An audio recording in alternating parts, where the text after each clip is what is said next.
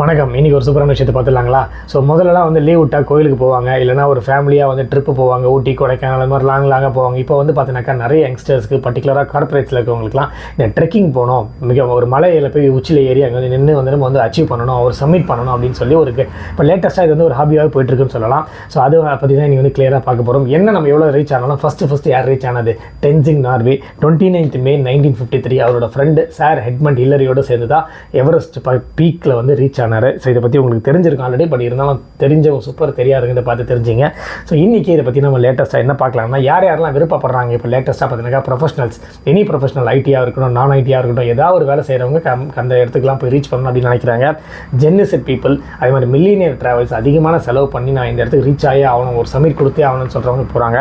அதே மாதிரி corporate groups, மண்டேலேருந்து Friday வரைக்கும் ஸ்ட்ரெஸ்ஃபுல்லான ஒர்க்குப்பா, ஒரு நாள் 2 நாள் லீவ் கிடைக்குதா, ஒரு நல்ல ஒரு ஃப்ரெண்ட்ஸோடு சேர்ந்து ஒரு பீக்கான மலையில் போய் ட்ரெக்கிங் பண்ணிட்டு வரும்னு சொல்லிட்டு அந்த பீக்கான மலைக்கு போகிறாங்க. இதெல்லாம் வந்து இவங்களுக்கு வந்து விருப்பப்படுறாங்க. இதில் எந்தெந்த பாப்புலர் பீக்ஸ்க்கு வந்து அவங்க போகணும்னு ஆசைப்படுறாங்கன்னா, காங் யாத்ரே 2 இது வந்து லடாக்கில் இருக்குது. அதே மாதிரி நுன்குன் இது வந்து ஜம்மு அண்ட் காஷ்மீரில் இருக்குது. ஃப்ரெண்ட்ஷிப் பீக் இது வந்து ஹிமாச்சல் பிரதேஷில் இருக்குது. அதே மாதிரி மீராண்ட் ஐலாண்ட் இது வந்து நேபாளில் இருக்குங்க.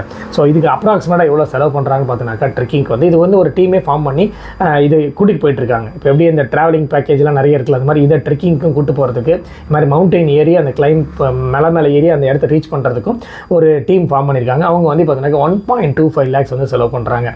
ஸோ இதை பற்றி உங்களோட கருத்து என்ன அப்படின்றத மறக்காமல் எனக்கு கமெண்ட் செக்ஷனில் கமெண்ட் பண்ணுங்க. ஏன்னா ஒவ்வொருத்தருக்கும் ஒரு விதமான, இப்போ சில பேருக்கு லாங் ட்ராவல் காரில் போகிறதுக்கு ட்ரை பண்ண பிடிக்கும். சில பேர் வந்து சாட்டர்டே சண்டே ஆனால் ரெஸ்ட் எடுத்தால் போதும்ப்பா, வீட்டிலே உட்காந்துடலாம், எதுக்கு வெளில போகிறது அப்படின்றது நிறைய பேருக்கு பிடிக்கும். சில பேருக்கு மூவிஸே வாழ்க்கை ஃபுல்லாக படமே பார்த்து எல்லாமே சாட்டர்டே சண்டே ஆனால் ஒரு 5-6 படத்தை போட்டு பார்த்துறது. ஸோ இதில் உங்களுக்கு நீங்கள் என்ன ஹாபி வந்து விரும்புகிறீங்க, ஒரு லெஷர் டைம் கிடச்சதுன்னா என்னெல்லாம் பண்ணுவீங்க அப்படின்றத மறக்காமல் எனக்கு கமெண்ட் செக்ஷனில் கமெண்ட் பண்ணுங்கள். உங்களுக்கு நான் கண்டிப்பாக என்ன இன்ட்ரெஸ்ட்ன்றது நான் உங்களுக்கு ரிப்ளை பண்ணுறேன்.